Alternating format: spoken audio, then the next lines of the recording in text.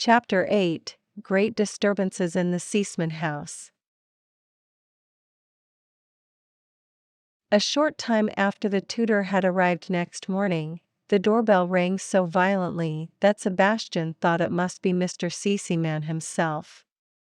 What was his surprise when a dirty street boy, with a barrel organ on his back, stood before him. "What do you mean by pulling the bell like that?" the butler said. "I want to see Clara." "Can't you at least say Miss Clara, you ragged urchin?" said Sebastian harshly. "She owes me 40 pennies, said the boy. "You are crazy. How do you know Miss Clara lives here?" "I showed her the way yesterday, and she promised to give me 40 pennies. "What nonsense!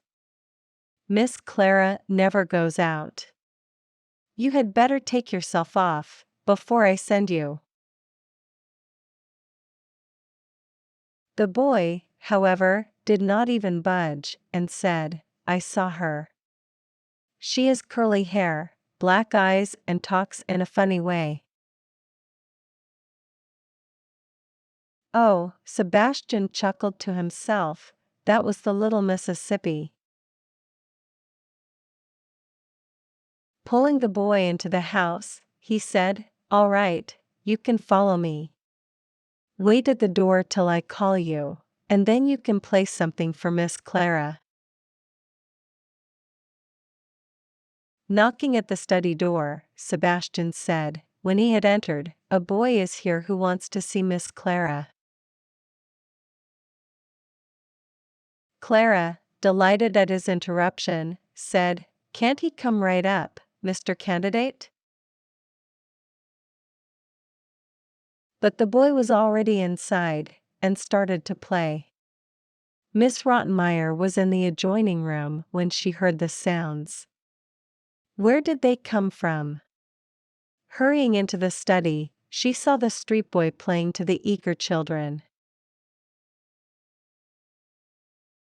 "Stop! Stop!" she called, but in vain, for the music drowned her voice. Suddenly she made a big jump, for there, between her feet, crawled a black turtle. Only when she shrieked for Sebastian could her voice be heard. The butler came straight in, for he had seen everything behind the door, and a great scene it had been. Glued to a chair in her fright, Miss Rottenmeier called, "Send the boy away. Take them away." Sebastian obediently pulled the boy after him, then he said, "Here are 40 pennies for Miss Clara and 40 more for playing. It was well done, my boy." With that he closed the door behind him. Miss Rottenmeier found it wiser now to stay in the study to prevent further disturbances. Suddenly there was another knock at the door. Sebastian appeared with a large basket, which had been brought for Clara. "We had better have our lesson before we inspect it," said Miss Rottenmeier. But Clara, turning to the tutor, asked, "Oh, please, Mr. Candidate, can't we just peep in to see what it is?" "I am afraid that you will think of nothing else," the teacher began. Just then something in the basket, which had been only lightly fastened, moved, and 1, 2, 3 and still more little kittens jumped out, scampering around the room with the utmost speed. They bounded over the tutor's boots and bit his trousers, they climbed up on Miss Rottenmeier's dress and crawled around her feet. Mewing and running, they caused a frightful confusion. Clara called out in delight, "Oh, look at the cunning creatures, look how they jump! Heidi, look at that one, and oh, see the one over there? Heidi followed them about, while the teacher shook them off. When the housekeeper had collected her wits after the great fright, she called for the servants. They soon arrived and stored the little kittens safely in the new bed. No time had been found for yawning that day, either. When Miss Rottenmeier, who had found out the culprit, was alone with the children in the evening, she began severely. Adelheid, there is only one punishment for you. I am going to send you to the cellar, to think over your dreadful misdeeds, in company with the rats. A cellar held no terrors for Heidi, for in her grandfather's cellar fresh milk and the good cheese had been kept, and no rats had lodged there.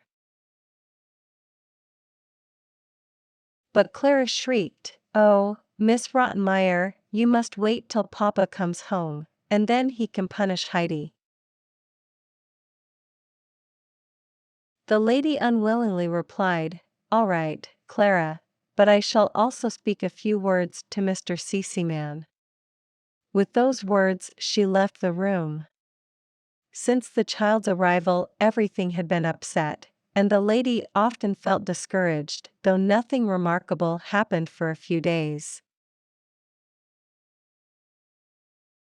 Clara, on the contrary, enjoyed her companion's society, for she always did funny things. In her lesson, she could never get her letters straight. They meant absolutely nothing to her, except that they would remind her of goats and eagles. The girls always spent their evenings together, and Heidi would entertain her friend with tales of her former life, till her longing grew so great that she added, "I have to go home now. I must go tomorrow." Clara's soothing words and the prospect of more roles for the grandmother kept the child. Every day after dinner she was left alone in her room for some hours. Thinking of the green fields at home, of the sparkling flowers on the mountains, she would sit in a corner till her desire for all those things became too great to bear. Her aunt had clearly told her that she might return, if she wished to do so, so one day she resolved to leave for the almhut. In a great hurry, she packed the bread in the red shawl, and putting on her old straw hat, started off. The poor child did not get very far. At the door she encountered Miss Rottenmeier, who stared at Heidi in mute surprise. "What are you up to?" she exploded. "Haven't I forbidden you to run away? You look like a vagabond." "I was only going home," whispered the frightened child. "What? You want to run away from this house? What would Mr. Cece-man say? What is it that does not suit you here? Don't you get better treatment than you deserve? Have you ever before had such food, service, and such a room? Answer." "No," was the reply. "Don't I know that?" the furious lady proceeded. "What a thankless child you are, just idle and good for nothing." But Heidi could not bear it any longer. She loudly wailed, "Oh, I want to go home. What will poor Snowhopper do without me? Grandmother is waiting for me every day. Poor Thistlefinch gets blows if Peter gets no cheese, and I must see the sun again when he says good night to the mountains. How the eagle would screech if he saw all the people here in Frankfurt."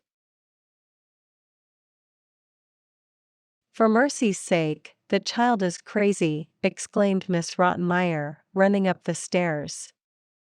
In her hurry, she had bumped into Sebastian, who was just then coming down. "Bring the unlucky child up," she called to him, rubbing her head. "All right, many thanks," answered the butler, rubbing his head, too, for he had encountered something far harder than she had. When the butler came down, he saw Heidi standing near the door with flaming eyes, trembling all over. Cheerfully he asked, "What has happened, little one?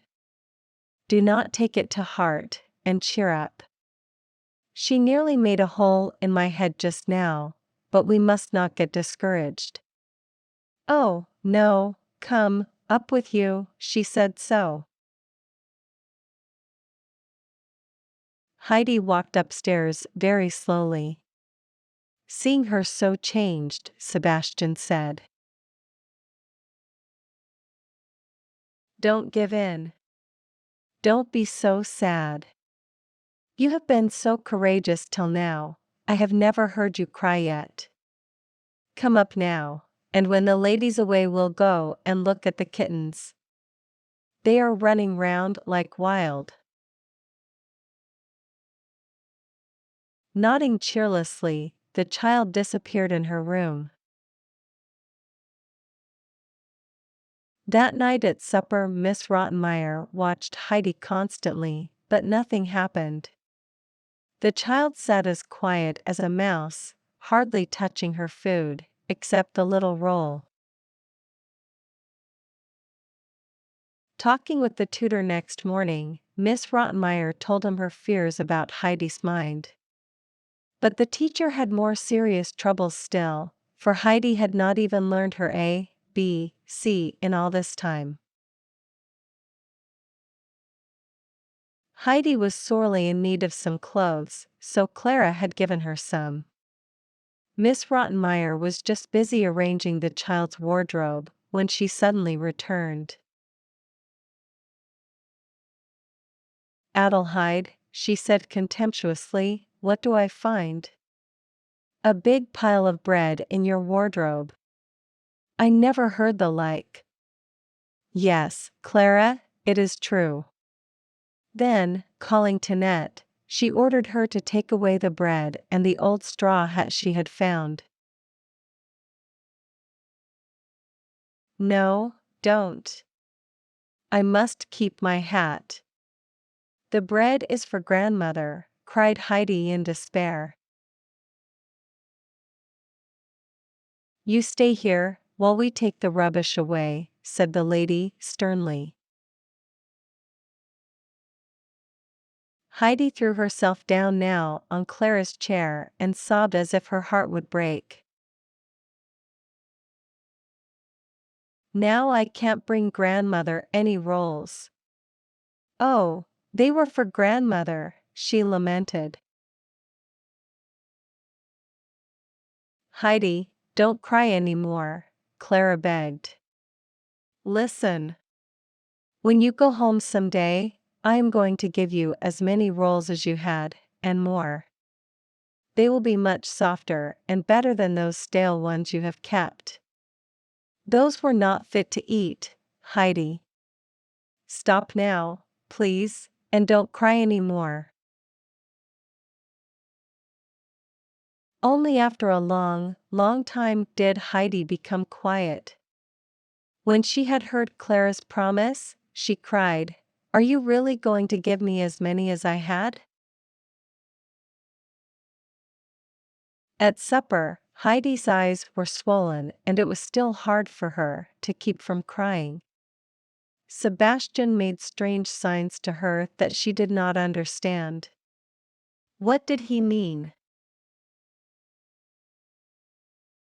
Later, though, when she climbed into her high bed, she found her old beloved straw hat hidden under her cover. So Sebastian had saved it for her and had tried to tell her. She crushed it for joy, and wrapping it in a handkerchief, she hid it in the furthest corner of her wardrobe. Chapter 9: The master of the house hears of strange doings. A few days afterwards, there was great excitement in the CC Man residence, for the master of the house had just arrived. The servants were taking upstairs one load after another, for Mr. CC Man always brought many lovely things home with him. When he entered his daughter's room, Heidi shyly retreated into a corner. He greeted Clara affectionately, and she was equally delighted to see him, for she loved her father dearly. Then he called to Heidi, "Oh, there is our little Swiss girl. Come and give me your hand." "That's right. Are you good friends, my girls? Tell me now. You don't fight together, what?" "Oh, no, Clara is always kind to me," Heidi replied. "Heidi has never even tried to fight, Papa," Clara quickly remarked. "That's good, I like to hear that," said the father, rising. "I must get my dinner now, for I am hungry. I shall come back soon and show you what I have brought home with me." In the dining room he found Miss Rottenmeier surveying the table with a most tragic face. "You do not look very happy at my arrival, Miss Rottenmeier. What is the matter?" "Clara seems well enough," he said to her. "Oh, Mr. CC Man, we have been terribly disappointed," said the lady. "How do you mean?" asked Mr. CC Man, calmly sipping his wine. "We had decided, as you know, to have a companion for Clara. Knowing as I did that you would wish me to get a noble, pure child, I thought of this Swiss child, hoping she would go through life like a breath of pure air, hardly touching the earth. I think that even Swiss children are made to touch the earth, otherwise they would have to have wings. I think you understand what I mean. I have been terribly disappointed, for this child has brought the most frightful animals into the house. Mr. Candidate can tell you. The child does not look very terrible." "But what do you mean?" "I cannot explain it, because she does not seem in her right mind at times." Mr. CC Man was getting worried at last, when the tutor entered. "Oh, Mr. Candidate, I hope you will explain. Please take a cup of coffee with me and tell me about my daughter's companion. Make it short, if you please." But this was impossible for Mr. Candidate, who had to greet Mr. CC Man first. Then he began to reassure his host about the child, pointing out to him that her education had been neglected till then, and so on. But poor Mr. CC Man, unfortunately, did not get his answer, and had to listen to very long-winded explanations of the child's character. At last Mr. CC Man got up, saying, "Excuse me, Mr. Candidate, but I must go over to Clara now." He found the children in the study. Turning to Heidi, who had risen at his approach, he said, "Come, little one, get me a glass of water." "Fresh water?" "Of course, fresh water," he replied. When Heidi had gone, he sat down near Clara, holding her hand. "Tell me, little Clara," he asked, "please tell me clearly what animals Heidi has brought into the house. Is she really not right in her mind?" Clara now began to relate to her father all the incidents with the kittens and the turtle, and explained Heidi's speeches that had so frightened the lady. Mr. Seaman laughed heartily and asked Clara if she wished Heidi to remain. Of course, Papa. Since she is here, something amusing happens every day. It used to be so dull, but now Heidi keeps me company.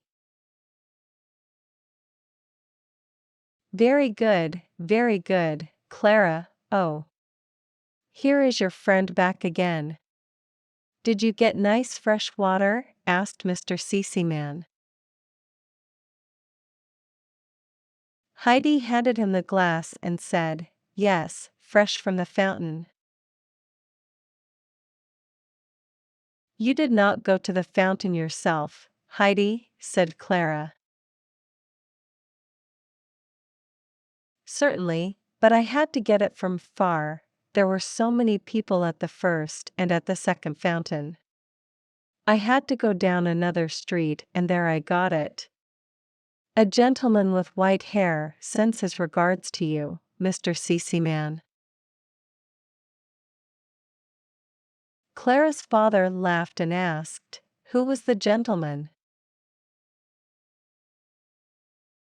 When he passed by the fountain and saw me there with a glass, he stood still and said, Please give me to drink, for you have a glass. To whom are you bringing the water?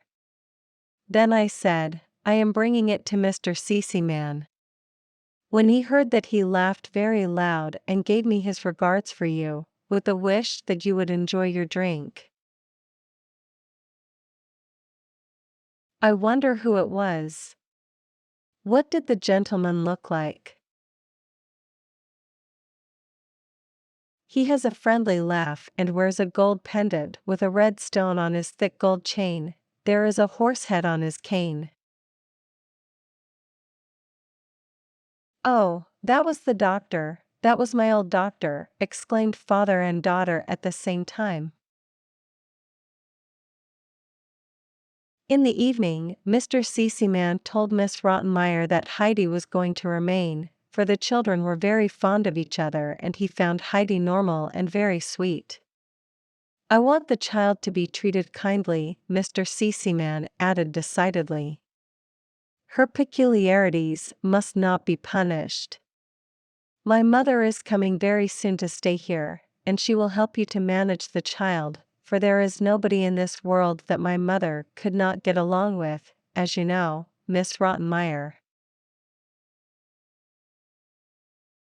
Of course, I know that, Mr. Seaman, replied the lady, but she was not very much pleased at the prospect.